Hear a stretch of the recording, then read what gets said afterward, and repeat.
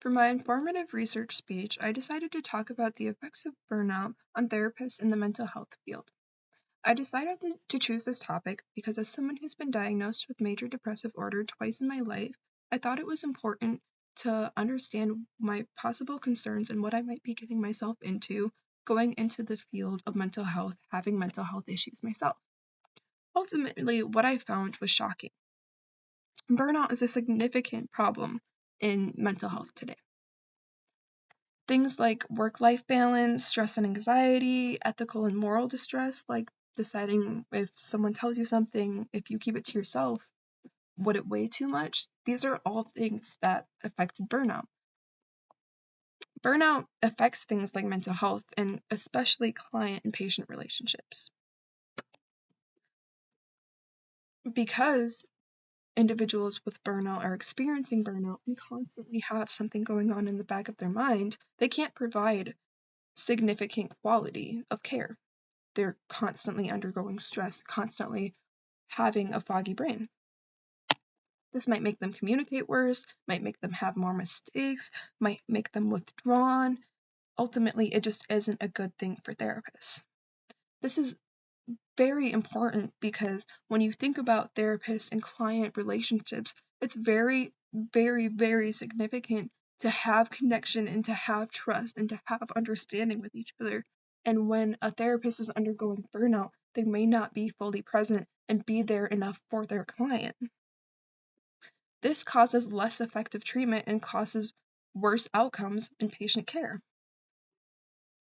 The National Institute of Health said that burnout existed before COVID, but after COVID it became significantly worse. This is because of individuals being isolated from each other, ultimately being more depressed and needing to seek more help. This affected things like depression and anxiety. It caused physical symptoms like body aches and headaches. It caused emotional exhaustion, and it caused people to leave the profession. It caused turnover because when people had this heavy workload, a lot of people withdrew and didn't want to deal with it anymore. It became too much for their mental health. And then the other people that stayed dealt with heavier burnout because they had to undergo that workload. During this time, 40% of therapists reported experiencing depression and 45% reported experiencing severe anxiety. And during COVID, a lot of people went remote.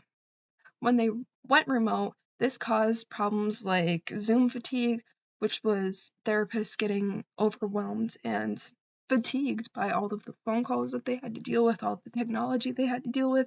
And it also caused things like telepressure, which was ultimately more anxiety and stress from having to reply and respond to all of these people and all of these messages that were flooding their inboxes. It was harder to separate their personal life and their work life and keep the two separate. It made it harder for them to recover from their workload because they were taking their workload home with them. There was just heavy blurred lines in between what was work and what was personal. And this increased more stress and more burnout. And when we talk about burnout, there's 3 types of burnout. The biggest being emotional exhaustion, which is what we talk about when we talk about being mentally drained, undergoing a heavy emotional workload, having to have constant empathy, having no energy. This is the biggest one when it comes to burnout. Another thing is depersonalization. Now, this is more of a coping mechanism. When we think about depersonalization, we think about being emotionally distant, we think about being detached, being cold, being withdrawn. These are all things that a therapist might do when they're undergoing heavy emotional distress. The last would be reduced personal achievement.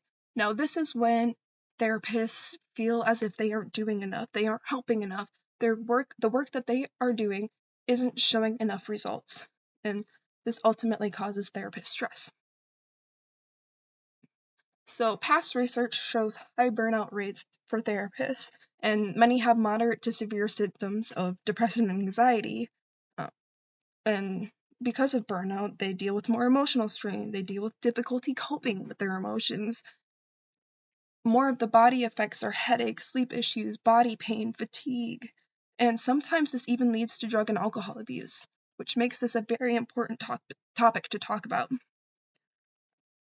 The hardest part of burnout is that there isn't a lot of research on it. There is a lot of research in psychotherapy about clients in treatment, but not about therapists. Therapists aren't getting any recognition or attention. The recent research that we have shows that therapists are undergoing constant emotional distress, which highlights the emotional strain that goes on in the mental health work field. Because there's not enough research we don't fully understand how to help therapists, and there's a major gap. This affects the whole system, like I said. It affects therapists, it affects clients, it makes clients less effective, client care suffers, communication breaks down, there's higher turnover. There's just a lot of issues that go on when we undergo talking about burnout in the mental health field. Because of this, systems become hard to maintain, demand grows higher, and there's less workers to work with that demand, and therapist well-being just doesn't get the attention it needs. So that is why it's so important to learn about burnout and how we control what we do with this burnout and how we take care of ourselves in the field.